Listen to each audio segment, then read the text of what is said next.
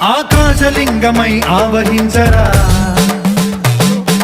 ఢమఢమని డమరుక ధ్వని సలిపి జడదని వదిలించరా శ్రీవాయులింగమై సంచరించరా అడువడువున తన తనువున నిలిచి చలనమే కలిగించరా భస్మం